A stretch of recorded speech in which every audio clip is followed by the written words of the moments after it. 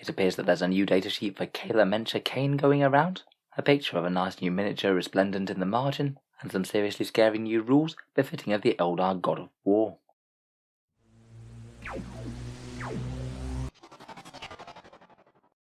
Hello and welcome back to Auspex Tactics, where today we're continuing Eldar League season, this time perhaps talking about one of the most hotly anticipated new models of the release, the reincarnation of the Eldar Avatar of Khaine, which Games Workshop very much already heavily teased themselves in that January New Year's preview. Now it appears that as with quite a lot of the other new units, new datasheets and unit excerpts have been appearing on the internet. I first saw this on the competitive 40k Reddit page, though I'm sure it's in plenty of other places as well. First up, let's take a look at what we can make out from that little unfairly blurry picture, and then go through its datasheet in full.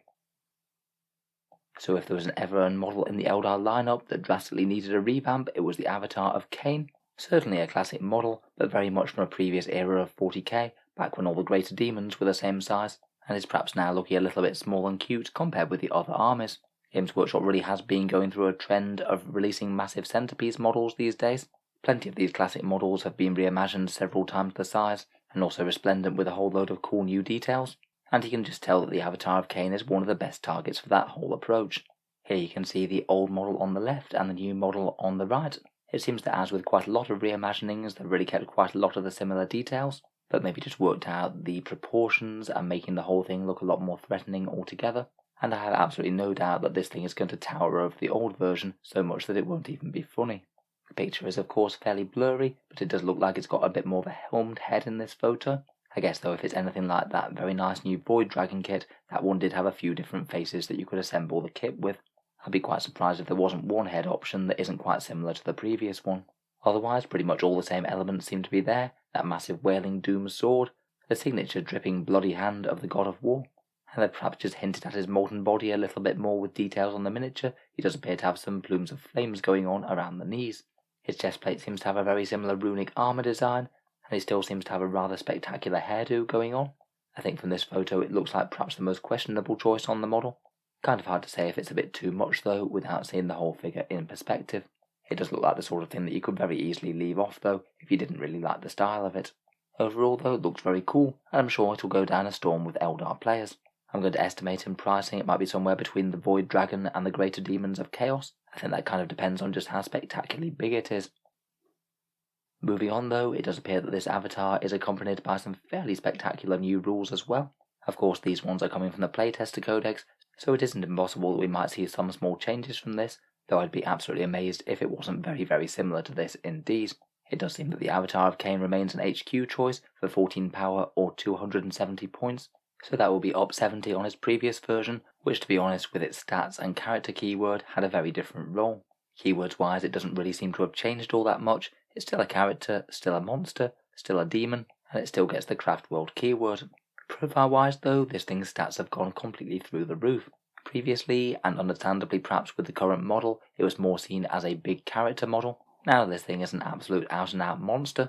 Though now it has more than 10 wounds, it does mean that the enemy can target it directly, so it does need to be really quite tough for the cost, otherwise it's just going to get gunned down. It does look like they've done a good enough job for it to make it really difficult to kill though. Its statline now has a movement of 10 inches, weapon skill and ballistic skill of 2+, strength 7 and toughness 8, a massive 14 wounds, 7 attacks, leadership 10 and a 2+ armor save with a 4+ invul on top of that. So a fair bit faster, stronger and tougher, more wounds, more attacks, and a much better save as well. That certainly sounds like a Games Workshop datasheet with a new model and a shiny new codex. The 14 wounds does mean that it degrades though admittedly compared with most other things of this size, it really doesn't degrade in a very painful way at all. Each time it degrades it only loses 1 pip of movement, ballistic skill and attack. The movement's still kind of fine even when you're dropping down to 8 inches. I'd say probably the attacks are going to be the most painful, but you're still hitting 5 times even when you're on your lowest bracket. I think really though the most standout thing is the durability of this guy. Toughness 8, 14 wounds and a 2+4+ save is already kind of okay for 270 points. But not content with something as mere as a -1 damage mechanic, this guy just straight up halves the damage output of incoming attacks, of course rounding up if you reach a half value. That means even against dedicated anti-tank weapons, the Avatar is going to be spectacularly durable. If you're firing anti-tank weapons at him, it takes around 21 las cannons or dark lance hits to bring him down. He is surprisingly good at tanking even big damage D3+3 things when he cuts all of that attack's damage in half. Never mind lesser fire, it takes something like 56 overcharged plasma guns to fire at him. Weirdly enough, some of the most efficient things that you're going to be able to shoot at him with are going to be things with high strength, high AP, and a damage characteristic that's an odd number, say something like 1 or 3. It does also mean that things with a random d6 damage output are maybe a little bit better against him than normal. It's not often that you see las cannons being just as efficient as lance attacks against a target. Wargear wise though, there's plenty more good stuff.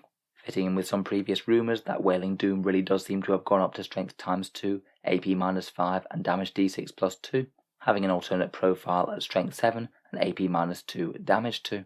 As with quite a lot of centrepiece models, he's absolutely enormously powerful against anything that's a hard target. He averages something around 27 wounds to a toughness 7 vehicle when he's on full profile, though imball saves do cut that down quite a bit. The double attacks does mean that he should be able to handle whole squads of elites though as well, though he won't be quite as efficient against them as against heavies, I think. For example, he kills around 5 marines in a combat phase, which isn't bad, though it's not quite as spectacular.